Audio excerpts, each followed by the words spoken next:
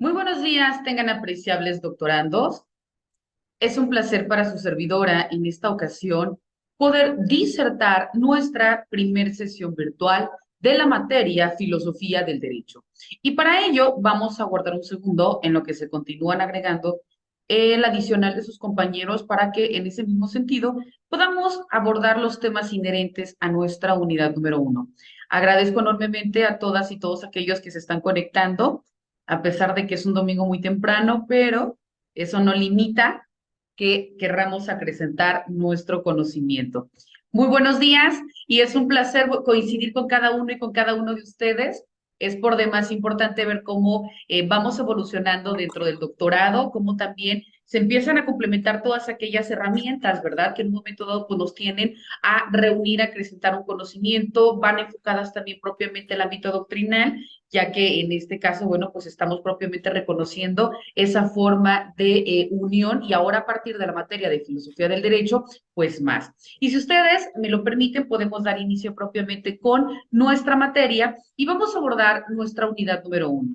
Dentro de la unidad número 1, tal y como se señala dentro de nuestra planación, aparece la ubicación de la filosofía al derecho y también dentro del interior mismo del derecho, cómo se cita a la filosofía, cómo empezamos a cuestionarnos el qué, el por qué y el para qué de las cosas. Y esto también va a ir de manera directa relacionado con el derecho, porque al momento de que se crea la norma, primeramente se tiene que cuestionar, ¿no? ¿Qué circunstancias sociales están pasando? ¿Existe o no una forma de reconocimiento a partir de la norma? ¿Cómo se está aplicando, si ya existe la norma y por qué no dirimen los conflictos? O a contrario sensu, porque la norma no lo ha regulado, si luego entonces existe esta problemática social, ¿verdad? Y también, una vez de que nosotros identifiquemos este tipo de circunstancias, cómo se establecen las relaciones propiamente con la ciencia jurídica. Y para ello partimos pues acerca del reconocimiento mismo de filosofía.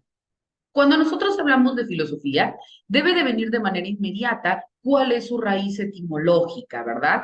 Y propiamente la filosofía nos dice que emana del griego que significa amor a la sabiduría. Por ello nos dice que empieza a cuestionarse todo este sentido del por qué, ¿no? Del porqué de las cosas. Muchos lo relacionan del griego filosofía con amor a la sabiduría y otros tantos con amigos de la sabiduría, porque al momento de hacerte llegar de todo este cúmulo de información que existe dentro de tu entorno, ya sea por cuestiones aprendidas de manera vivencial o por todos aquellos elementos que puedan ser doctrinarios, que puedan ser también en un momento no aprendidos, ya sea de manera específica a través de un aula y demás, pero todos estos elementos de manera aislada también forman parte de un proceso de conocimiento, ¿no? Y por ello se dice el amor o el amigo de la sabiduría, porque van a ser aquellos elementos externos que van a dotarte de información. También cuando nosotros hablamos de la filosofía, nos dice que esta es una doctrina que se usa en un conjunto de razonamientos lógicos y metódicos. Hago un paréntesis hasta acá. ¿Por qué me dice que emana de una doctrina? Porque es algo que tiene que ser probado, que tiene que, ser, tiene que tener un fundamento o tiene que partir de una hipótesis, de una respuesta inmediata ante una problemática planteada y que luego entonces esta problemática se va a hacer llegar de un conjunto articulado de razonamientos lógicos. ¿Por qué razonamientos lógicos? Porque es todo aquello, ¿no? Que te va a dar un sentido. Ejemplo, si yo te digo derecho, de manera puntual, cada uno de nosotros va a tener una idea, una respuesta particular, ¿no? Algunos quizá de una manera muy corta, otros quizá me lo van a entregar de una manera mucho más robustecida, ¿no? A partir ya sea del empleo de algún autor, de aplicarlo propiamente dentro del ámbito legal, pero todos, ¿no? Y no nada más me refiero a nosotros, sino cualquier persona dentro del mundo, sea o no estudiosa del derecho, tiene en su mente una idea de derecho o una imagen del derecho, ¿no? Quizás algunas puedan ser elementos correctos, otras puedan ser elementos completamente aislados a la realidad, pero todos tienen, repito, un significado. Por ello me dice propiamente que la filosofía parte de esta connotación, de esta primera respuesta, pero que esta primera respuesta nos lleva a una cuestión ya materializable, que es a partir del estudio o de los elementos lógicos y metódicos. Cuando hablamos de la lógica y la metódica, es lógica lo que yo doy de respuesta inmediata, ¿no? Es algo que yo creo porque sé. Y es metódica porque ya hablábamos cuando llevábamos metodología de la investigación jurídica, tanto en el doctorado, en la maestría o en la licenciatura, que cuando hablamos de la metodología son todos aquellos métodos de investigación que en un momento dado, al aplicarlo dentro de un conocimiento, nos van a validar o desacreditar una información, ¿no? Y recuerdan como paréntesis que existe el método inductivo, método deductivo, método analógico, método fenomenológico, los otros métodos de investigación jurídica como son la mayéutica de Sócrates, la dialéctica de Platón, la lógica deductiva de Aristóteles, el método de René Descartes, ¿verdad? Y que estos métodos, ya sea uno o varios que se apliquen dentro de una problemática o dentro de una respuesta, me van a llevar a qué? A la obtención de la información, pero ya con elementos validables, con elementos estudiados, con elementos comprobados, ¿no? Entonces, ¿qué estoy haciendo? Partiendo de la filosofía. ¿Y por qué parto de la filosofía? Porque, repito, de una pregunta o de un problema o de un punto medio de partida, empiezo con qué? Con un método intuitivo, es decir, doy una respuesta inmediata, ¿no? Lo que les decía ahorita con el derecho, todos damos una respuesta, ¿no? Ahí es un razonamiento lógico, porque es algo que independientemente verdad o mentira, damos como respuesta. Pero cuando ya se conjunta también a partir de un razonamiento lógico, un razonamiento metódico, es cuando ya se utilizan la validación de argumentos que nosotros tenemos para poder afirmar o para poder soportar un dicho, ¿no? Por ejemplo, si yo te digo derecho, conjunto de normas jurídicas que regula la conducta del individuo para que viva plenamente en sociedad y cuyo incumplimiento conlleva una sanción. Ah, ya tenemos una forma más estructurada a partir de otros elementos específicos que me van a dar soporte. Pero si yo te hubiera dicho, pues el derecho siento, ¿no? Quizás yo no como estudios el derecho, no, pues es que quizás el derecho únicamente es, pues lo que yo tengo como persona. Ah, en parte es cierto, pero está como que muy aislada o muy vaga esa información. Con esta información que ahora ya otorgamos en definición de derecho, complementa mi dicho y robustece. Aquí entonces hago un razonamiento lógico a la par de qué? De un razonamiento metódico.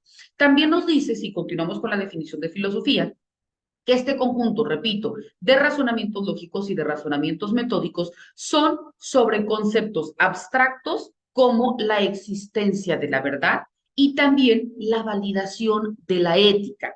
Entonces nos dice que la filosofía parte de qué? De la existencia primero de la verdad y luego entonces de la moral o de la ética, que es en donde encuentra su soporte, ya sea la ciencia y también las características y las causas y los efectos de las cosas naturales, como el ser humano y luego entonces como el universo. A eso se aboca la filosofía, a investigar las causas y las consecuencias de las cosas, es decir, de las cuestiones naturales, específicamente hablando del ser humano y también del universo. Por ello, se dice que la filosofía es una disciplina autónoma. ¿Por qué? Porque si bien es cierto, la filosofía no depende de nadie, por su simple esencia tiene una validez y un reconocimiento, pero esto no significa que no se relacione con otras ciencias. Estas son dos cuestiones completamente ajenas. La autonomía es en cuanto a la existencia de la filosofía como ente independiente para que luego entonces pueda aplicarse en un campo de estudio, pero tiene reciprocidad con otras disciplinas que las vamos a ver más adelante, para que luego entonces, partiendo del cuestionamiento de la esencia del hombre y del universo, también empiece a surgir otras ramas del saber. Como la filosofía, reconocida como disciplina autónoma, vemos que esta nace propiamente en Grecia y las primeras inquisiciones filosóficas del hombre fueron de carácter cosmológico. ¿Por qué? Porque tuvieron como objeto esclarecer la naturaleza íntima de la materia, pero analizándola en sus cuatro elementos tradicionales. ¿Cuáles son los cuatro elementos tradicionales Ahorita no estamos hablando en materia de derecho, no, la filosofía lo estamos interpretando desde el punto de vista de la relación que tiene con el hombre y con el universo. Entonces, por ello me dice que empieza a tomar esta cuestión del cosmos, es decir, la validación de la existencia del mundo del hombre. Y por eso también nos indica que emana a partir de la cuestión íntima con la materia, a partir de los elementos agua, aire, tierra y fuego. ¿Por qué? Porque a partir de estos 4 puntos es en donde se empieza a materializar. Si ustedes recuerdan, cuando llevaban introducción al estudio del derecho, ¿no? Eso retomándonos cuando estábamos cursando la licenciatura, ¿verdad? ¿Cómo empieza el ser humano a unirse o a tratar de tener un mayor uso de poder, ¿no? Al menos nos remontamos dentro de nuestro derecho positivo mexicano, en nuestro territorio mexicano. Pues a partir de la unión en tribus y dentro de las tribus, después en culturas. Y dentro de las culturas que hablábamos de la mexica, la tolteca, la olmeca, la maya, la chichimeca, etcétera. ¿Cómo se acrecentaba el poder? Por el uso del más fuerte, pero también por una cuestión divina, ¿no? Y estas cuestiones divinas, hablábamos del dios del fuego, del dios de la lluvia, del dios de etcétera, etcétera, etcétera, ¿no? Entonces, aquí veíamos que primeramente el ser humano, no hablábamos de una filosofía, porque el ser humano ni siquiera sabía que existía esto, ¿verdad? Pero si nosotros la analizamos, ahí retomamos la filosofía. ¿Por qué la filosofía? Porque el ser humano empezaba a cuestionarse, necesito un calendario, el calendario maya. Entonces tengo que identificar el sol. ¿Cómo empieza a tener esta forma de qué? De movimiento. ¿Cómo puedo identificar mi sombra para luego entonces empezar a determinar cuándo es de día, cuándo son las 10, cuándo son las 11, cuándo son las 12? Yo tengo que identificar las cuestiones también de la lluvia para saber cuándo puedo sembrar, cuándo puedo cosechar. Yo también tengo que ver por estas cuestiones del mar fuerte cuándo empezar a pelear con otra persona o con otra tribu, ya sea para acrecentar patrimonio o para obtener mayores habitantes, ¿no? Que formen parte de mi tribu. ¿Y esto que estamos haciendo? Retomando los 4 elementos naturales y esenciales del hombre para poder subsistir, para poder acrecentar y también para poder interrelacionarse socialmente hablando. Y aquí es propiamente lo que nos está diciendo la filosofía. Si se dan cuenta, ¿qué nos reconocía la filosofía? Repito, el análisis de la naturaleza inmediata o íntima de la materia, tomando en cuenta los 4 elementos para cuestionar la existencia del hombre, para cuestionar la esencia del ser humano, pero también de su naturaleza, porque a partir de ello se empiezan a crear qué cosa, las leyes, y vamos a ver por qué, porque vienen porque en un momento también nos conquistan, dentro de la conquista nos imponen una religión, dentro de la religión nos empiezan a imponer también una forma, ¿no? Al imponernos la religión, reconocen el derecho a la educación, porque nada más querían que se evangelizara a las personas para que fueran sacerdotes, pero de una u otra forma ahí vemos cómo ya empieza a reconocerse un derecho humano a la educación, empieza a reconocerse una forma estructural de gobierno, ¿no? Al existir ya quien una máxima autoridad, tanto en el clero como en la iglesia.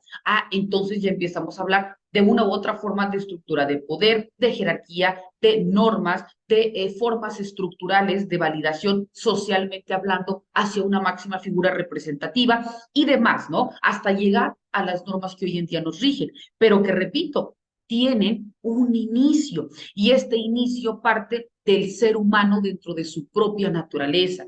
Cuestiónate, pregúntate, busca y luego entonces llegarás a un objetivo. También te decía que esta filosofía, como surge o emana en Grecia, comienza también propiamente a reconocerse dentro del periodo presocrático. Estaba liderado por Tales de Mileto en el siglo VI antes de Cristo y luego entonces le seguía Sócrates, Platón y Aristóteles. Recordemos, primero existió Tales de Mileto, después Sócrates, Sócrates tuvo como discípulo a Platón y Platón tuvo como discípulo a Aristóteles y en ese mismo sentido todos seguían la guía o la estructura de su máximo representante, ¿no? O de su profesor. Vemos pues que los griegos buscaban una forma de entender el mundo y que todo esto estaban alejados de la mitología y la religión y estaban más en contacto con el pensamiento nacional. Por su parte, vemos que la filosofía romana, porque también recordemos que al hablar de filosofía tenemos que empezar a gestar los orígenes, ¿no? Y cómo se reconocían en las diferentes partes del mundo. Entonces vemos pues que la filosofía romana surge en la antigua Roma durante el siglo VI antes de Cristo y que tenía determinados exponentes, ¿no? ¿Quiénes eran? Bueno, se encontraban Lucrecio, se encontraba Séneca, se encontraba Cicerón, se encontraba Marco Aurelio, donde para los romanos prevalecía el interés sobre lo práctico. Es decir, primero tengo que seguir todo aquello que me va a dotar de esencia para luego entonces ponerlo en práctica. Recordemos que los romanos, ¿no? Dentro de su forma estructural y ya más adelante dentro de su forma de reconocimiento de las 12 tablas del digesto, el código de Hammurabi, etcétera, si bien es cierto, primero ellos lo tenían que tener de manera literal, palpable, para que luego entonces esto lo aplicaban a toda la comuna romana. Entonces, por ello nos dice que primero prevalecía el interés, es decir, la búsqueda de la verdad, la validación de la verdad, para luego entonces tener este soporte y aplicarlo dentro de la comuna. Entonces, esto daban prioridad a las cuestiones cotidianas como la política y como la ética.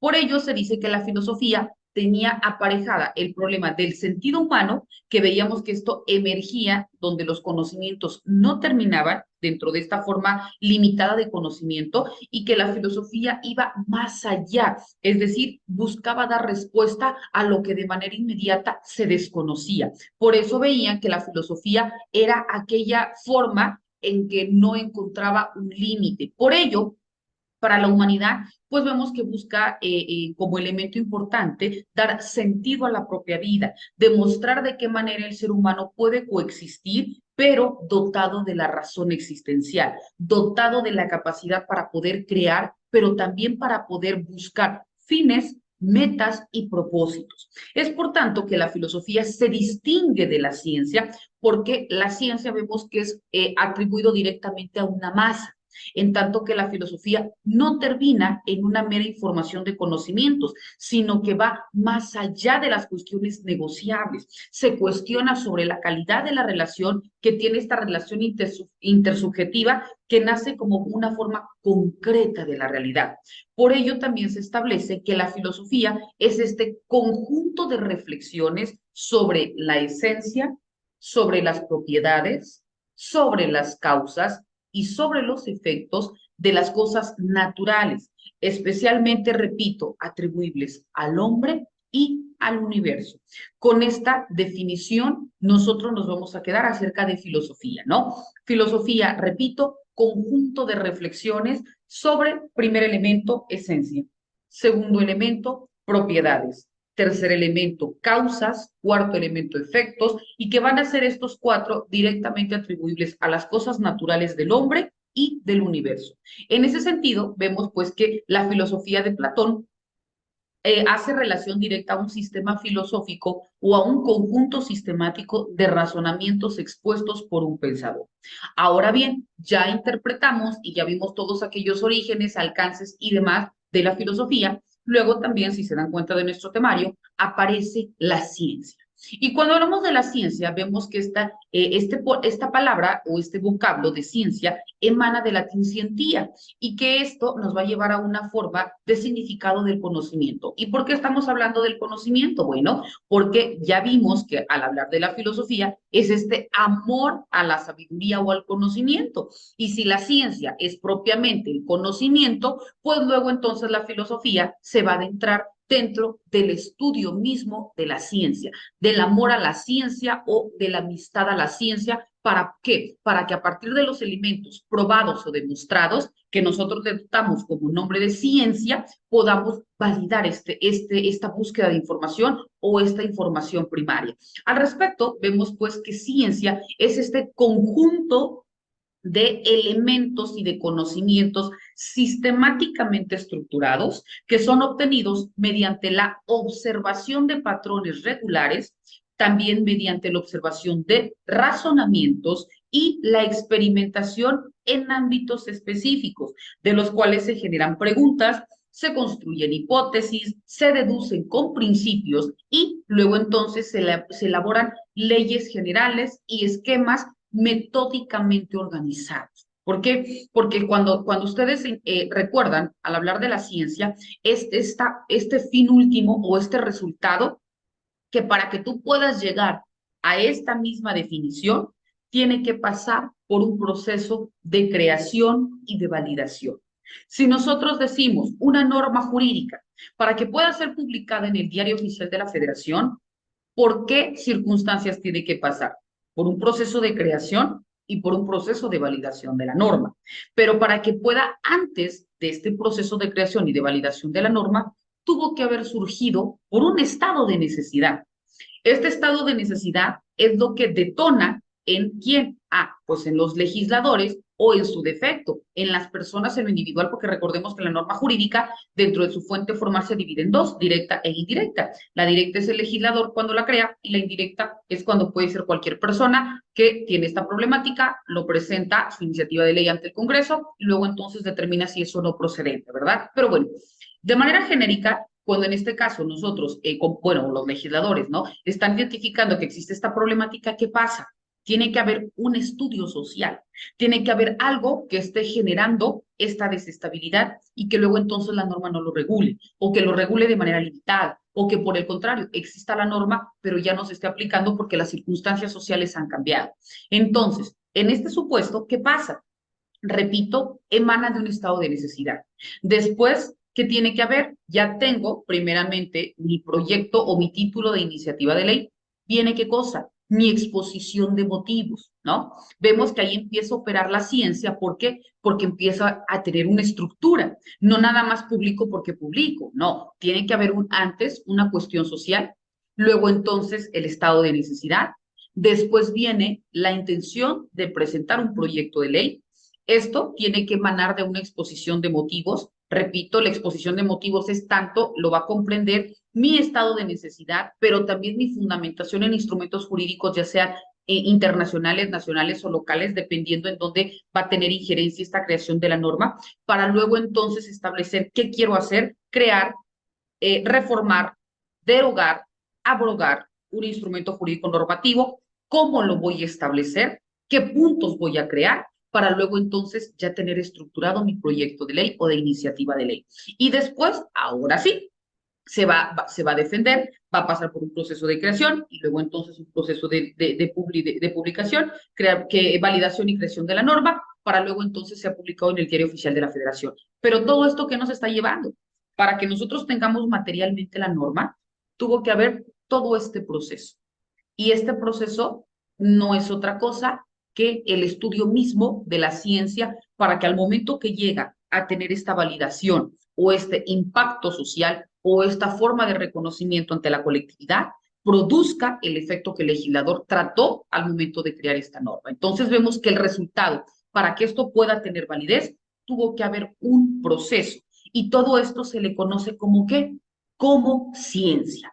Para ello también tiene su origen, ¿no? Y por tanto Aristóteles concibe a la ciencia como una progresión que va desde la observación de los hechos y que luego entonces retoma los principios generales y después, ¡pum!, como efecto cadena, ¿no? O como círculo. Tengo, repito, la observación de los hechos, llego a mis principios y de mis principios regreso a los hechos. ¿Por qué? Porque algo que me está detonando un estado de necesidad, yo llego a una hipótesis, la hipótesis la fundamento y esta fundamentación, esta respuesta final me tiene que regresar a mi punto de partida o a mi punto de inicio. ¿Por qué? Porque acredito lo que en principio de cuentas yo sabía o luego entonces desecho esta información, pero a partir de una validación. Por eso Aristóteles decía que es una progresión que va de la observación, llegas a un resultado y este resultado te sirve para dotar de elementos a tu observación primaria. Por ello también nos dice que el científico debe introducir principios y deducir de ellos todos aquellos enunciados posibles sobre un fenómeno y por tanto explica la ciencia como una transición del conocimiento de los hechos hacia el conocimiento de las causas de los hechos, ¿no? De esa manera es como Aristóteles define a la ciencia. Repito, la transición del conocimiento de los hechos al conocimiento de las causas de los hechos. Si nosotros llevamos esto a la ciencia moderna, vemos que también la ciencia moderna tiene sus orígenes en civilizaciones antiguas como la babilónica, la china y la egipcia. Sin embargo, fueron los griegos quienes la dejaron más fundada a partir de escritos científicos desde la antigüedad. Por ello, vemos pues que retomando estos escritos científicos y cómo fue aplicándose dentro de los países del mundo, vemos que de manera genérica o universal hoy en día la palabra ciencia la reconocemos como la rama del saber humano que se encuentra encuentra constituida por el conjunto de conocimientos objetivos y verificables sobre una materia determinada. Y esta va a ser mediante la obtención de la información, la experimentación y la explicación de sus principios y causas, así como también de la formulación y verificación de hipótesis, buscando también la característica por la utilización de una metodología adecuada para que el objeto de estudio y la sistematización de conocimientos sea aplaudida, sea validada, sea correcta o sea también objeto de investigación, ¿no? Ejemplo, si nosotros vemos la ciencia, nosotros dentro del estudio específico, un ejemplo, filosofía del derecho. Nosotros cuando vimos nuestra planeación de estudio, vimos las unidades y vimos los temas y subtemas que comprenden a las unidades. Sin embargo, cuando yo les estoy ahorita otorgando una información, ¿ustedes qué me van a hacer? Pueden en un momento dado creer todo lo que la docente les está haciendo, porque propiamente se supone que ese es el fin, ¿no? Buscar dotarse de información y hacerse llegar de elementos. Pero también, ¿qué más nos indica? Ah, nos está indicando, yo puedo decir, puede decir Alejandra, puede decir Virginia, puede decir Marisela, no estoy del todo de acuerdo con estos elementos que dijo la doctora. Entonces voy a buscar información para validar lo que ella me dijo o también para desacreditar mi duda y poder dotar de certeza la información que ella me está otorgando. ¿Y qué estarían haciendo ustedes? Una validación de la ciencia, de conocimientos que ustedes tienen, robustecen, por ello yo les decía, le debemos dar lectura a los temas que comprenden para análisis y debate en sesión virtual, porque si yo no estoy del todo de acuerdo, yo puedo solicitar el uso de la voz y participar, ya sea complementando o refutando alguna información, ¿no? Entonces, aquí, ¿qué nos está llevando? A que para llegar a un conocimiento que ahora ya va a ser científico, porque estamos obteniéndolo desde diferentes doctrinarios, diferentes autores que para llegar a este fin tuvieron que haber validado su investigación. Entonces, eso es el conocimiento científico. Llego a un fin mediante la observación, mediante la búsqueda de información, mediante la aplicación de metodología, porque la metodología comprende métodos y técnicas de investigación para llegar a un mismo fin, y todo eso me va a dar, ¿qué? Un mismo resultado.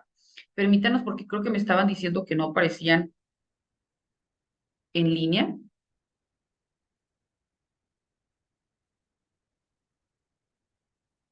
Sí están todos, ¿verdad? O hay compañeros que no se han conectado, porque en mi caso, yo únicamente puedo validar a los que sí me establecen o quienes sí me hayan indicado. Ya entré, gracias. Ah, perfecto. Es que no me aparecía en plataforma la solicitud. Una compañera me puso en el chat que estaba el compañero Alejandro en espera, pero desconozco por qué a mí no me aparecía la solicitud. En cuanto me aparecen, créanme que yo los valido, ¿no? Los acepto. Bueno, entonces retomando, cuando nosotros estamos específicamente reconociendo esta forma puntual, ¿no? De acrecentar información, de partir de conocimientos filosóficos que son desde cuestiones empíricas y que buscan una verdad absoluta mediante las causas y los efectos, todo este proceso de validación, llegamos a qué? A una cuestión científica, una cuestión que busca una respuesta, pero una respuesta soportada, una respuesta inmediata, pero una respuesta real ante una problemática. También cuando nosotros estamos hablando de la ciencia, existe un autor que se llama Mario Bunge. Mario Bunge nos va a dar una respuesta de lo que es ciencia y nos dice que va a ser entendida como este conocimiento racional, sistemático, exacto, verificable y por consiguiente falible. Y por tanto vemos que todos estos elementos nos llevan a un mismo punto, que es decir, la ciencia al aplicarse a una problemática, a una interrogante o a una búsqueda de información, se va a reconocer como conocimiento científico hasta entonces sea objeto de comprobación y validación. Por ello, tiene que pasar por esta cuestión sistemática, entendible, verificable, exacta y falible para que luego entonces pueda reunir los elementos de autenticidad. Por ello, también nos dice Mario Bunge que cuando hablamos de la ciencia, esta debe comprender cuatro elementos fundamentales. Primero, racional, repito. Segundo, sistemático. Tercero, metódico. Y cuarto, pretensión de exactitud. Cuando hablamos de la pretensión de exactitud, es conforme a los conocimientos disponibles en un momento, ya sea de manera inmediata o que pueda ser objeto de comprobación, ya sea a corto, mediano o largo plazo, pero que en cualquiera de las etapas me lleve a un mismo resultado, ¿no? Un conocimiento científico sencillo, ¿no? Y de una manera práctica. ¿Cómo yo puedo, al momento de que inicie un reconocimiento de paternidad, determinar si es o no padre o madre de familia, ¿no? Sencillo, a través de una prueba de ADN, ¿verdad? Yo podré tener mensajes de texto, poder tener videos, poder tener testigos, podré tener los medios probatorios que tú quieras y mandes. Pero ¿cuál de todos le va a otorgar certeza al juez? Una conversación, un mensaje de texto o una prueba de ADN. Pues luego entonces es una prueba de ADN. ¿Por qué? Porque se necesitan los estudios de la ciencia para poder validar o para poder desacreditar una información que es la demanda. Estás demandando a partes de un conocimiento que intuitivo, porque en teoría la autoridad al momento que lea la demanda pues da por sentado que si lo estás iniciando, pues es porque el derecho te asiste en favor o en representación de tu hijo. Pero no puedes únicamente por simple analogía o por uso de razón el juez emitir una sentencia. Se necesita llegar de los medios, pero el medio por excelencia es ¿cuál? Ah, pues obviamente la prueba de ADN, ¿verdad? Entonces, aquí aunque tú le exhibas 1000 medios probatorios más, el único que le va a tocar la total convicción va a ser el resultado que este estudio le arroje. Por ello me dice que qué cosa, ah, pues en un momento dado el resultado del conocimiento científico es aquel que va a ser validable con cualquier otro medio probatorio, porque si yo no estoy de acuerdo, bueno, puedo solicitar otra valoración, ¿no? Ante otro laboratorio que también se encuentre reconocido dentro del Poder Judicial para que también lo aplique y podamos incluso ir a una tercera prueba por si alguna me sale positiva o con un mayor margen de genes, de compatibilidad de genes, a una menor, pues entonces podemos ir incluso a un tercero para que este sea el que determine cuál de los dos es el resultado. Pero por ello me dice, ¿no? La cuestión científica puede ser en un momento dado verificable tantas y cuantas veces sea necesaria y en todas estas nos tiene que llevar a un mismo resultado, porque por ello es un conocimiento científico, es que esa verdad ya fue objeto de estudio o de verificación. Así también vemos que al hablar de la teoría de la ciencia, vamos a entenderla pues como esta disciplina que estudia el funcionamiento y el desarrollo de la ciencia, la estructura y la dinámica del conocimiento científico y también de la actividad científica, así como toda aquella interacción de la ciencia con otros institutos sociales y con otras esferas de la vida material y espiritual de la sociedad. Ahora, ya interpretamos qué es la filosofía, qué es la ciencia, ahora nos vamos con la filosofía del derecho. Cuando hablamos de la filosofía del derecho, vemos que es esta forma específica de la filosofía o que parte de esta filosofía general como una de sus ramas o de sus tratados.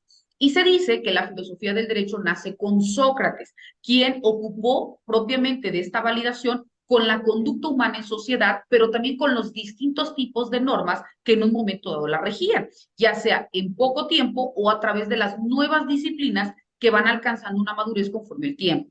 Gracias a todas estas especulaciones, vemos que luego Platón y posteriormente Aristóteles empiezan a establecer una organización social, a crear políticas y también establecer leyes. Y desde entonces, pues vemos que la filosofía del derecho no ha dejado de ocupar una forma importante dentro del pensamiento filosófico de Occidente, ¿no? También vemos que al hablar de filosofía del derecho, se reconoce este proceso de continuo desarrollo, que existió primero mediante una profunda crisis que se gesta a mediados del siglo XIX, ¿no? Por la difusión del positivismo, que era esta corriente filosófica que tenía como característica una nueva orientación abiertamente antimetafísica, y que esto tenía una contradicción interna dentro de la corriente filosófica, que era como una forma determinante para que tuviera una vigencia y esta no fuera efímera, sino que más bien buscara un desarrollo a partir de estas décadas y que se produjera luego entonces un resurgimiento de la filosofía con todos aquellos elementos del derecho. La importancia de la filosofía del derecho radica en la estructura misma o en la esencia misma del derecho. ¿Por qué? Porque considera como un orden normativo esencialmente orientado a la consecución de la justicia y la paz social, que son los fines o los dos principales fines del derecho. Y que vemos, bueno, pues que estas son las condiciones indispensables para que exista una realización de la sociedad y que también exista lo que se busca, que es el bien común, ya que no existe derecho si la sociedad misma no lo establece, pero la sociedad no puede alcanzar sus fines si no están íntimamente ligados con el derecho, ¿no? Por ello vemos, pues, que es difícil sustituir la filosofía del derecho sin hacer una mención o una relación directa con el derecho, con la sociedad y con las circunstancias que detonan la creación de la norma. Vemos pues también que la filosofía del derecho posee una doble función. ¿Por qué? Porque por un lado indaga la esencia de las realidades básicas que hacen posible pues la existencia del derecho como una normatividad social y en esa tienen que establecer los conceptos fundamentales de la ciencia del derecho, todos aquellos instrumentos intelectuales como la validez de la norma y todos aquellos elementos también que van a tener operancia para que éste exista y se aplique. Pero por otro lado, también que es el otro fin de la filosofía del derecho, busca determinar los fines y los valores supremos que debe seguir el derecho positivo, ¿no? Porque estos deben ser apegados a la justicia, a la moral y a la ética. ¿Por qué creen ustedes que nosotros como estudiosos del derecho, cuando nos toman perdón, ¿qué tenemos que hacer? Nuestro juramento dentro de nuestro código, ¿no? Que es propiamente nuestro decálogo del abogado. ¿Cómo tenemos que realizar nuestra conducta? Primero, tiene que prevalecer, ¿qué cosa? La justicia como fin último del derecho. Pero para poder hacer esto, también emanan los otros principios o los otros mandamientos dentro de nuestro decálogo, ¿no? Actuar con ética. Si existe alguna cuestión de amistad o enemistad con alguna de las partes, tienes que hacerlo del conocimiento. Si tú no dominas la razón o el área en la que se te está contratando, tú debes de manifestarlo, ¿no? O sea, todas estas circunstancias que van de valores, de que es la justicia, la equidad, la ética, la lealtad, etcétera, esto también rige una conducta y emana de una filosofía porque nos dice, no va de manera separada la ética y la razón, los valores y la justicia, porque todos estos forman parte de ¿qué? Del derecho, de las causas justas, de la validación de la norma, pero mediante la interpretación y la aplicación al caso concreto. Hasta ahí, apreciables doctorandos, ¿vamos bien? ¿Sí? Perfecto. Bueno, Sí, continuamos. doctora, gracias.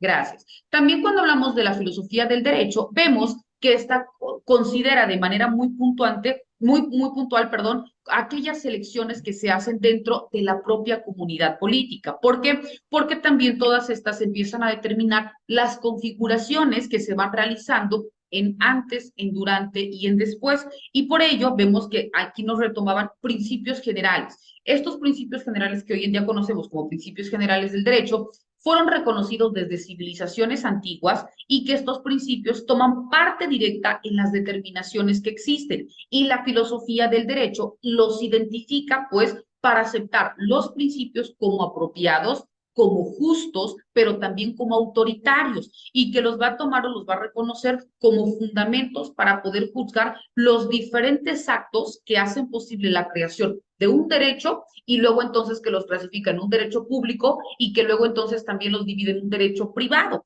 y que estos van a tener afectación directa como actos jurídicos. Por ello se decía que el derecho es, por un lado, la filosofía del derecho va a ser esta ciencia que reconoce la validación de la norma, pero que retoma los principios esenciales que le van a dar sentido. Que si bien es cierto, quizás de manera directa no los vaya a introducir dentro de la propia norma, pero que son aquellos que, repito, detona la creación y la validación de esta. Por ello, se establece pues que la cuestión central de la filosofía del derecho es la libertad, ya que solo esta permite explicar los conceptos tanto de responsabilidad y también de imputabilidad, que estos dos son los núcleos esenciales del derecho mismo. Por esto, también se indica que la filosofía del derecho consta de dos partes. La filosofía del derecho se divide en la teoría general del derecho y la teoría de la ciencia jurídica. Repito, la filosofía del derecho consta de dos partes o se subdivide en dos partes. Primero, la teoría general del derecho y segundo, la teoría de la ciencia jurídica. Cuando hablamos de la teoría general del derecho, vemos que esta también se divide en una teoría general de la norma jurídica que se encuentra aislada de determinadas consideraciones y también de una teoría general de las relaciones entre normas jurídicas. Cuando hablamos, pues, de la primera, que es la teoría general de las normas jurídicas,